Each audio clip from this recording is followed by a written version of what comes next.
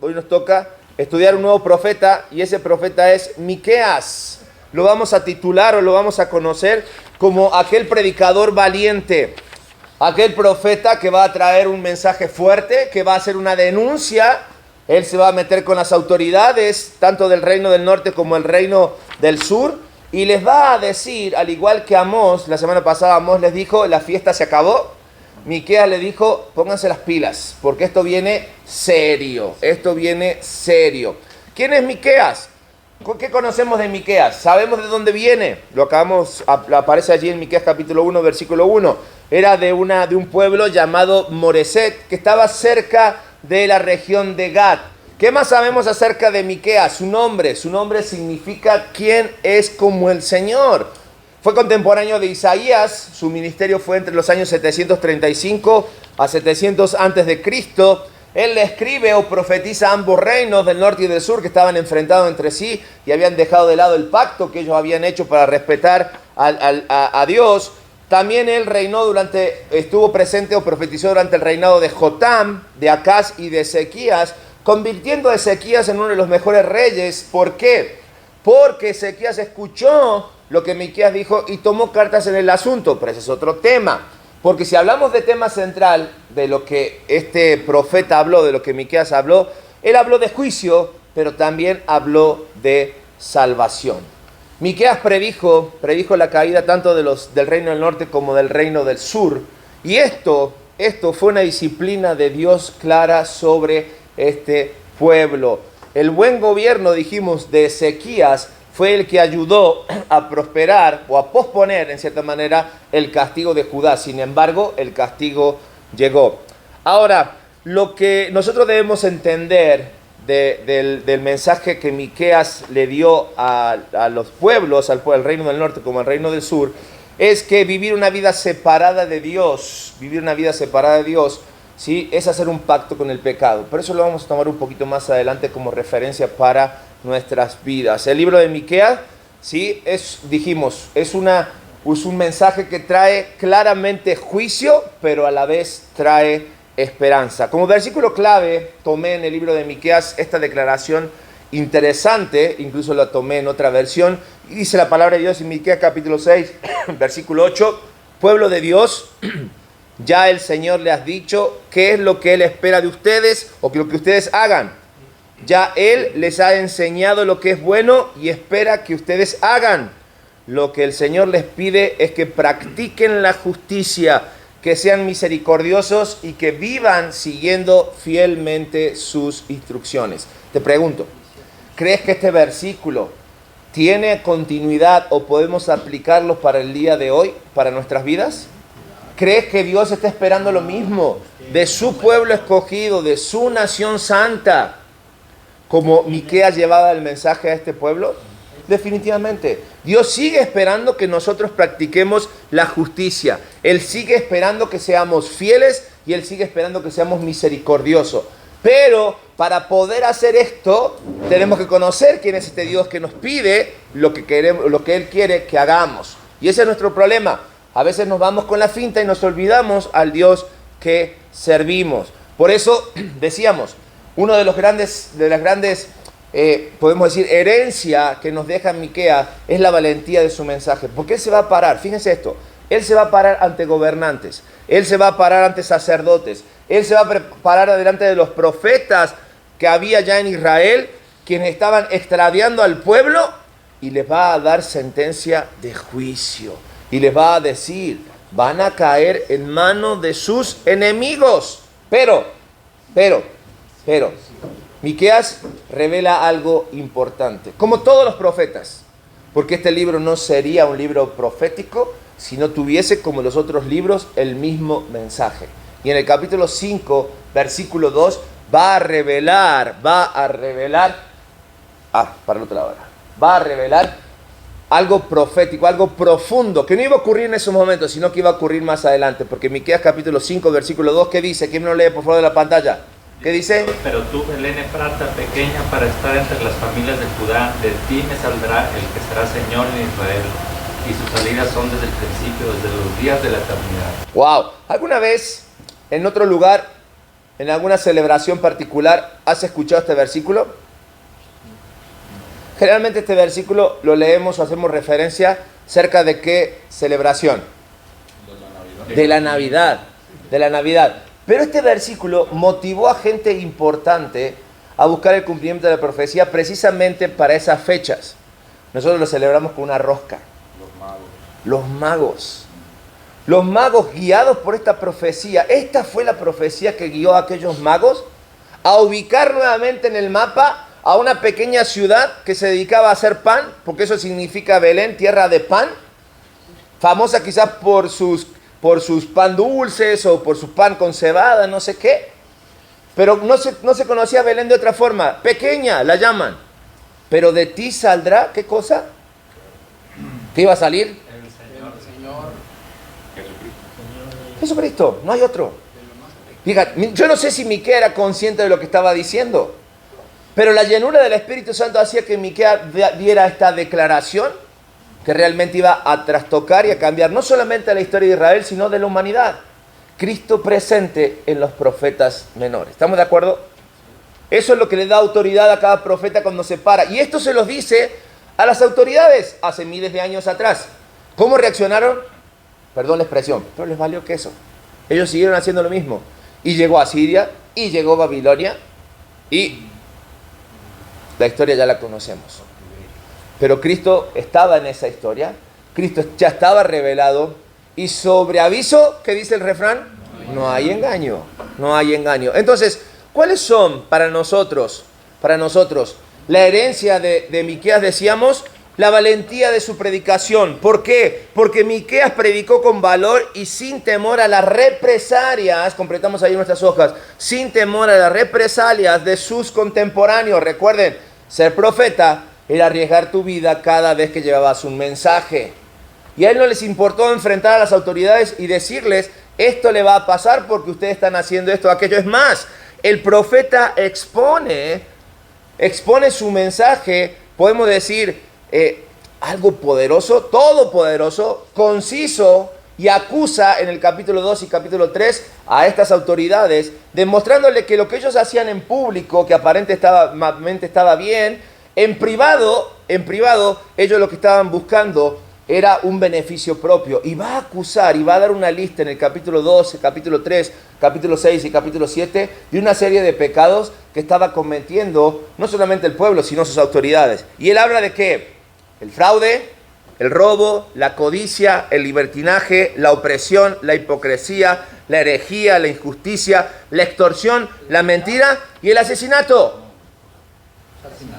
Pareciera que esto, agarramos Miqueas, que se escribió miles de años atrás, y agarramos el periódico de hoy, es exactamente lo mismo. ¿Te das cuenta por qué la Biblia no pierde su frescura y su actualidad? Por más que pasen los tiempos, la palabra de Dios es viva y hoy tiene el mismo mensaje que hace miles de años atrás.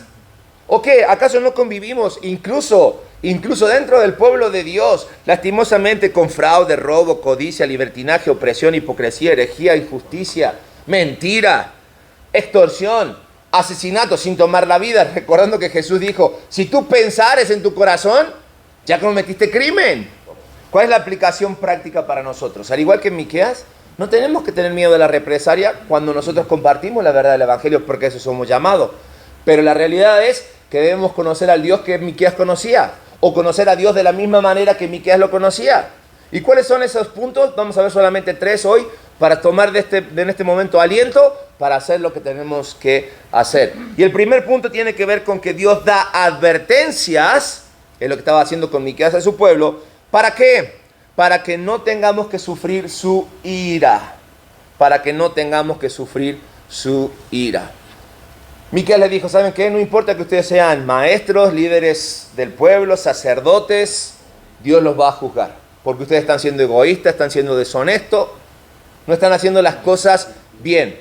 Y déjame decirte algo acerca de la ira de Dios, porque a veces la tenemos descartada como uno de sus atributos. Y decimos, si Dios es amor, es gracia, es misericordia, no puede ser ira. Pero no, la ira de Dios es una respuesta divina al pecado y la desobediencia de su pueblo. Y cuando recordamos los atributos de Dios, y sabemos la simpleza de Dios, sabemos que Dios no es en porcentaje ira, amor, gracia, misericordia, no es. Cuando es ira es 100% ira. Cuando es amor es 100% amor. Cuando es misericordioso es 100% misericordioso. Cuando se trata de ira, entonces es ira del 0 al 100. Dios tiene un plan santo para su pueblo, un plan perfecto. Sin embargo, nosotros nos encargamos, al rechazar ese plan, de activar la ira de Dios, dejando de lado su misericordia, dejando de lado su gracia. Y es por eso que entra la ira de Dios a obrar. Hay un personaje en la Biblia que se jactaba de estar sinceramente equivocado. Y ese era Saulo, ¿se acuerdan? Que después se llamó Pablo. ¿Qué hacía Saulo? Él perseguía a la iglesia porque estaba celoso. ¿Celoso de qué? De cómo crecía la iglesia. Celoso de lo que ellos decían, a pesar de que su líder había muerto, y lo digo entre comillas, sí, Jesús murió, pero resucitó, esa parte de la historia la habían borrado, ¿sí? Seguían creciendo. Entonces Saulo dice que respiraba odio contra este pueblo y tomaba carta para ir detrás de ellos, para matarlos.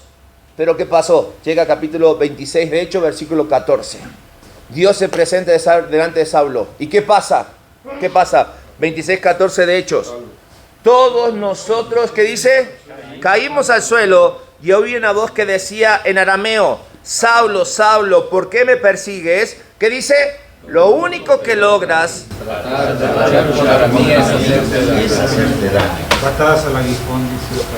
es decir, lo único que logras al pelear conmigo es hacerte daño. Lo único que buscas ir en contra de lo que Dios quiere es despertar su ira. Y cuando la ira de Dios se activa, nadie, absolutamente nadie, sale ileso. A Saulo lo montó, literalmente, lo bajó de su macho y le dejó un aguijón en la carne, porque le afectó su vista, la cual medio recuperó. Y después, cuando escuchamos el aguijón de la carne, que el mismo Pablo va a decir, eso le recordaba la gracia de Dios al mantenerlo con vida, haberlo cambiado y transformado. Hey, enfrentarte a Dios es saber que no vas a salir ileso. Enfrentarte a tus pecados es saber que siempre va a haber consecuencias. Esa es la traducción para nosotros. Por lo tanto, debemos saber que el juicio es seguro si las advertencias de Dios no son escuchadas. Romanos capítulo 1, versículo 18. Este Saulo, ahora transformado en Pablo, hablando de esta sociedad que lo único que quería era la ley y se olvidaba de la gracia, le dice: pero Dios muestra desde el cielo su ira contra la injusticia y contra la maldad de la gente, que por injusticia impide ¿qué cosa? Que la verdad se manifieste. Por eso elegí de Miqueas el capítulo 6, versículo 8. Dios, al igual que Israel, que buscaba que ellos vivieran y practicaran la justicia, hoy lo espera de su pueblo. Porque en la injusticia no podemos ver revelada la verdad de Dios. Y la verdad es que el juicio llega. Y llega después de dar un sinnúmero de oportunidades. Dios te va a advertir 1, 2 y 3 veces, para que después no te quejes y no digas: es que yo no sabía. Porque Dios te va a decir, sobre aviso otra vez, no hay engaño. Dos, lo segundo que debemos saber es que el pecado lleva el castigo y también a la muerte. El pecado lleva el castigo y a la muerte. Cuando tenemos que relacionar al hombre con el pecado, definitivamente volvemos ¿a dónde? Al huerto del Edén, ¿no? Al lugar santo, donde el hombre habitaba con Dios en total plenitud, en total inconsciencia, o mejor dicho, más que inconsciencia, en total santidad, de tal forma que nada les avergonzaba, pero entró el pecado. Adán y Eva son los únicos que tuvieron la facultad de poder presumir el libre albedrío. No hay otros. Nadie más puede elegir sobre el bien y el mal, porque todos nacemos condenados. No hay otro hombre que pueda presumir: yo tengo libre albedrío. Tú tienes libre albedrío para levantarte a la hora que quieras, ponerte la ropa que quieras, ir donde quieras. Sin embargo, hay normas y reglas que la palabra de Dios limita tu elección y la limita a la obediencia. Nada más. Ni siquiera podemos presumir. Menos para elegir a Dios, porque todos estábamos muertos. Y ellos eligieron por la humanidad. Y ellos decidieron que todos nazcamos, o que al nacer, nacemos condenados por el pecado. Si quieres agradecerle a alguien por el pecado, agradécele a Adán y Eva. ¿Estamos de acuerdo? Ni siquiera la serpiente, porque la serpiente fue un medio para demostrar que el hombre, cuando le da la espalda a Dios, se equivoca. ¿Sí? Porque ni la serpiente ni Dios tiene la culpa. Adán y Eva. Y en ese orden, Adán y Eva. Aunque la fruta haya llegado a Eva, el culpable sigue siendo Adán. Y Romanos, capítulo 5, versículo 12, dice lo siguiente. Por tanto, como el pecado entró en el mundo por un hombre, y por el pecado la muerte, que dice, así la muerte pasó a todos los hombres. ¿Por cuánto? Estaba más fácil decírtelo así, ¿verdad? Pero tenía que llevarte a la ilustración para entender de dónde viene esto. ¿Entendemos que el fondo del pecado es la rebelión contra Dios? ¿Estamos de acuerdo? Ese es el fondo del pecado. Nuestro pecado nos separa de Dios, el cual es creador y sustentador de la vida.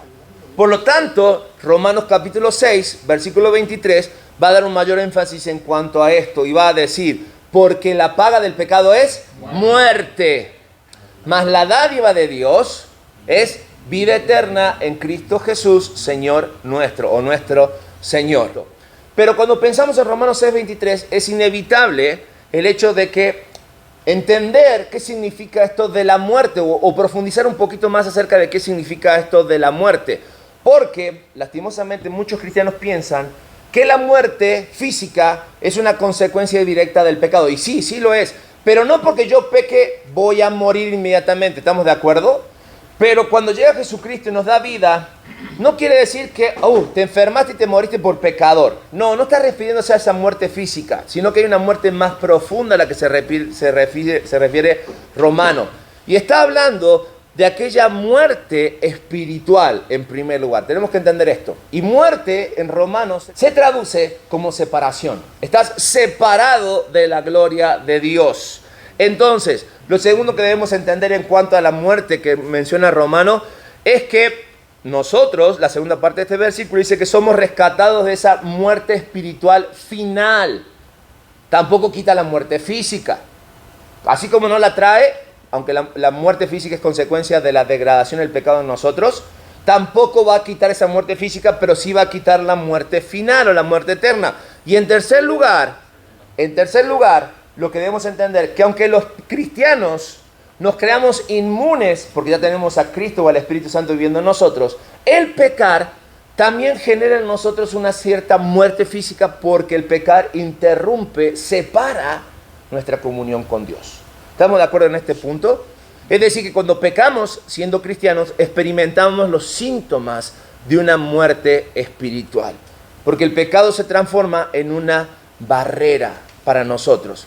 Así entonces debemos entender que Dios va a aplicar o debe aplicar en nosotros un correctivo para que volvamos al camino. Te voy a dar un ejemplo.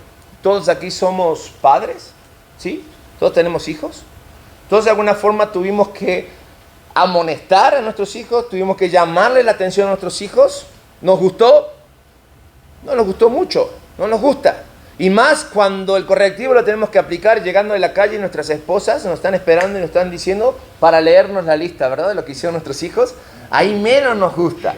Sin embargo, esta experiencia de disciplina afecta tanto a uno como a otro. Porque como padre nos duele. Sin embargo, sabemos que es algo bueno para ellos. Y como hijos se ven afectados porque ellos se ven afectados quizás en fallaron a la confianza de papá, agarraron y se genera en ellos un sentimiento de culpabilidad y varias cosas. Sin embargo, déjame decirte que así pasa con nosotros y con Dios. Cuando nos rebelamos contra las reglas de Dios, nos rebelamos contra la vida, lo que pasa es que entra un cognato o experimentamos una especie de muerte. Esa separación que se genera en el momento que como hijo disciplina a tus hijos y los dejas ahí y le das la espalda y a tu hijo se rompe algo dentro y genera odio, venganza, recelo, amor, lo que sea. Así pasa nuestra relación con Dios. Por eso el principio que yo les comentaba al principio, ¿sí?, es lo que quiero que escriban ahora. Decidir vivir una vida separada de Dios es hacer un compromiso con el pecado. Y yo no creo que muchos de aquí, por no decirte ninguno de aquí, quiera vivir comprometido con el pecado. Porque sabemos que cuando el pecado, o donde el pecado se mete como suplicante, se queda como dominante. Y después es difícil de volver de esa separación. Es demasiado lo que cargamos. No es imposible para Dios, porque para Dios no hay nada imposible. Sin embargo, para nosotros es una carga demasiado pesada. Y ahí entra el tercer punto que debemos entender para ser exitosos o para ser realmente valientes a la hora de compartir. Y es que la disciplina de Dios nos mantiene en el camino. La disciplina de Dios nos mantiene en el camino. Y es necesaria. La disciplina del Señor o de Dios en nuestra vida es un hecho que a veces ignoramos, que dejamos pasar de alto. La Biblia nos enseña que Dios nos disciplina porque nuestro Padre es un Padre amoroso. Fíjate lo que dice Hebreos, capítulo 12, versículos 5 y 6. Dice, hijo mío, no menosprecies la disciplina del Señor, ni desmayes cuando eres reprendido por Él, porque hay un propósito. Porque dice, porque el Señor al que ama disciplina y azota a todo aquel que recibe como hijo.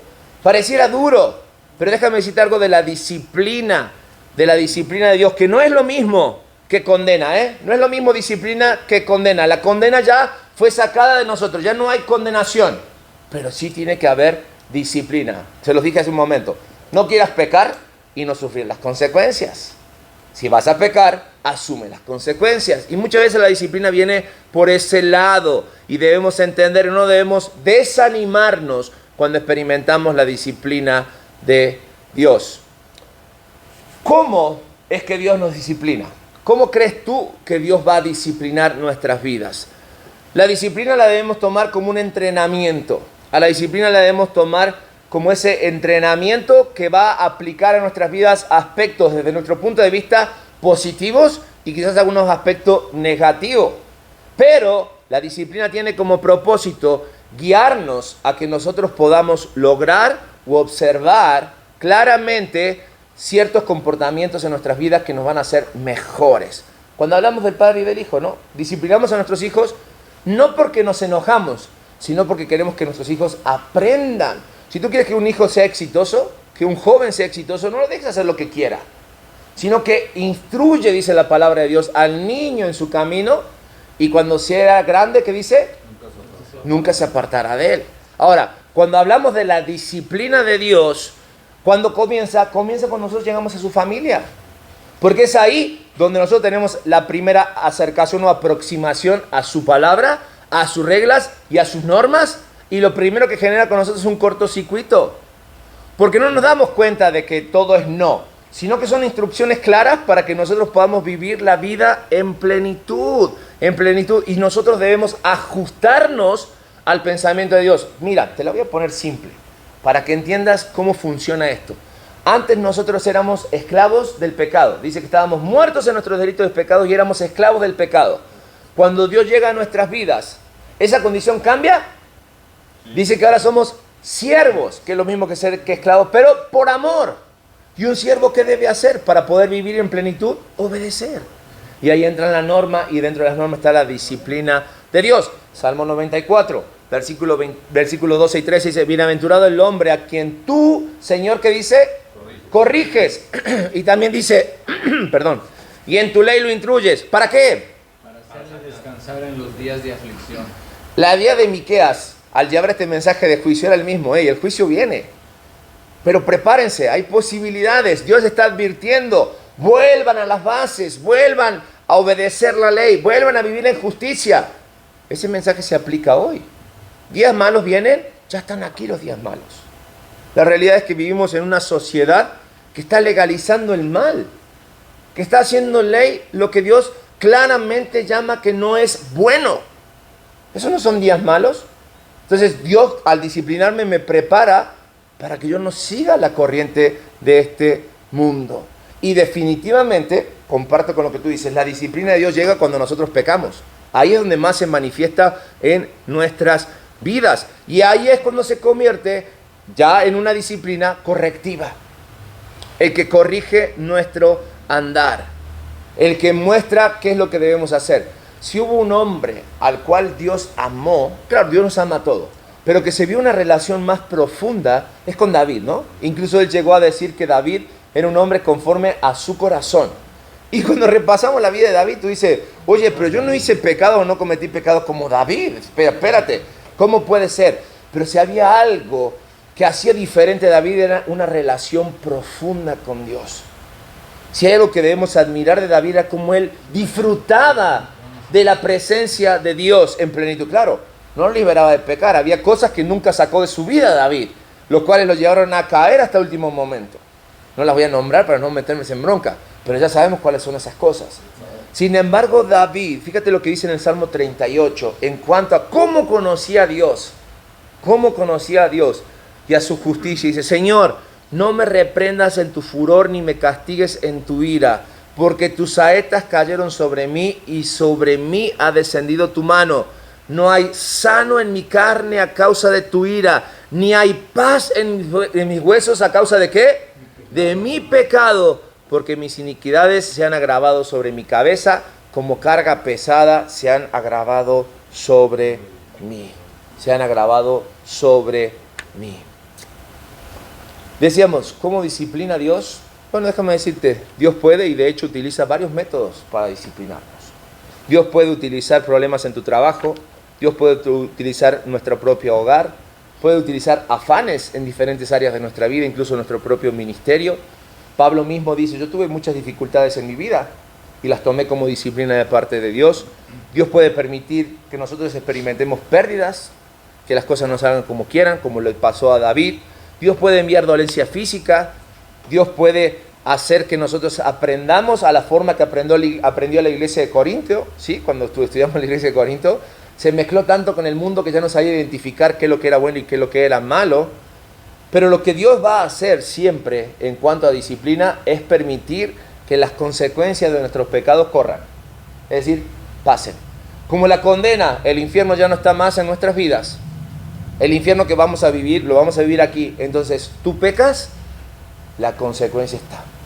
Y esa es una disciplina que siempre llega a nuestras vidas. Y podemos decir, bueno, pero si Dios es amor, ¿por qué entonces nos disciplina? ¿Por qué nos disciplina? Podría evitar la disciplina si sabe que nos va a ir mal, precisamente para que nos vaya mejor. Y hay unas ciertas, ahí anoté algunos puntos de por qué Dios nos disciplina. En primer lugar, nos disciplina porque nos ama, te disciplina porque nos ama a sus hijos. Nos disciplina para que seamos más maduros, para que maduremos. Nos disciplina para que aumentemos la capacidad de hacer las cosas bien. Dios nos disciplina para mantenernos en el camino correcto. Recuerda esta premisa. Bueno para Dios no es suficiente. Él siempre busca lo correcto. Lo correcto. Nos disciplina para que nosotros podamos hacer crecer nuestra fe. Y nos disciplina para purificarnos del pecado. El resultado de la disciplina de Dios en la vida de todo creyente es la santidad y la madurez. La santidad y la madurez. Santiago escribe en el capítulo 1, versículos 2 y 4: hermanos míos, tened por sumo gozo cuando halléis en diversas pruebas, sabiendo que la prueba de vuestra fe produce paciencia, mas tenga la paciencia su obra completa, para que seáis perfectos, cabales, sin que os falte cosa alguna. No deseches la disciplina de Dios. Asume las consecuencias de tus errores. Dios te está formando. Y a veces en esa formación tiene que venir la corrección. Cuando nos equivocamos, el Señor sigue trabajando en nosotros, como el alfarero con el barro. Y su disciplina para nuestras vidas siempre es para el bien. Y no solamente para el bien, sino para su gloria. Para su gloria. Lo que Miqueas le estaba queriendo decir al pueblo es que ustedes no tienen paz, porque ustedes fallaron, porque ustedes se equivocaron, porque ustedes escogieron el camino equivocado.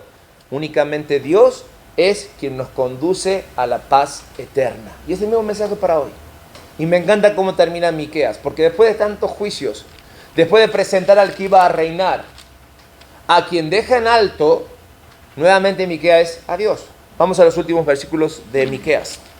A los últimos versículos de Miqueas, capítulo 7, versículos 18 al 20. Y dice la palabra de Dios lo siguiente. Y este mismo Dios, el cual estaba hablando Miqueas, es el mismo Dios para nosotros hoy.